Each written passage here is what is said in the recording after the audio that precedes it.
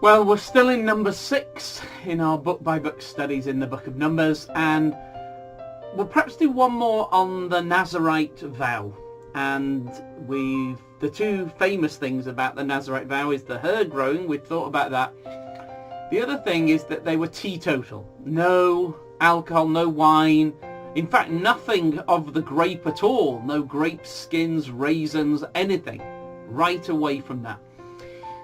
Perhaps there are two elements to that. The first is perhaps an association that is with wine and blood, with the death idea.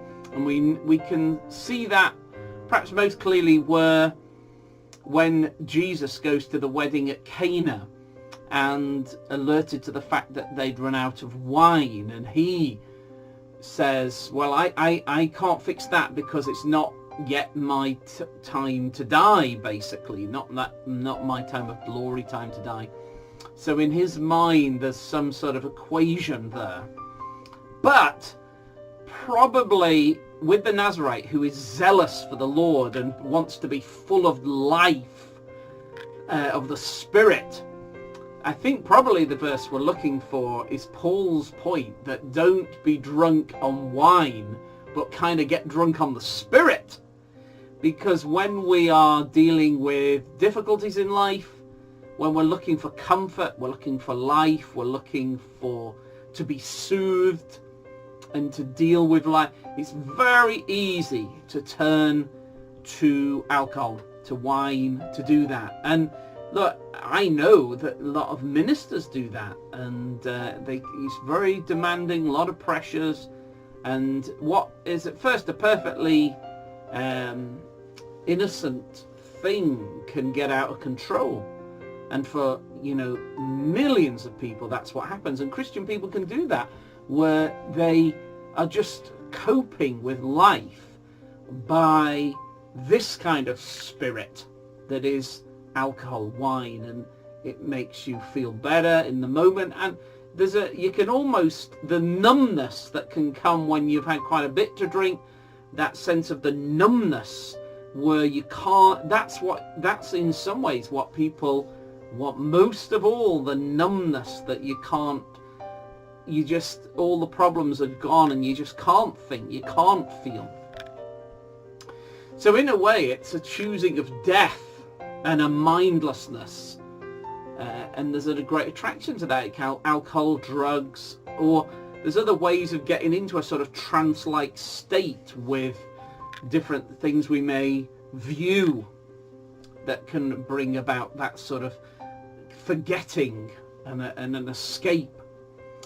But with the Nazirite, they're zealous for the Lord God, and they want to press into the fountain of life and drink from that and be filled with the Spirit without measure. That's the desire of the Nazirite. So for them, they've made this deep commitment that they won't try to find life or escape or numbness or whatever from wine. That when they're under pressure and they're looking to find rest and refreshment, they will find it in the Spirit of life. And I find that a tremendous challenge of the Nazirite vow, that when we're tired, where do we go to get refreshment? My dad always used to say to me, why not just turn to the scriptures?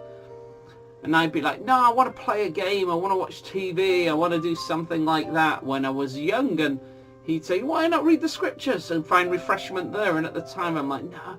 But now I realize that as we turn to, like the scriptures or Christian fellowship, things like that, to get life from the Lord, or turn to the Lord and call out to him to find, those that wait on the Lord renew their strength and mount up with wings like eagles and so on.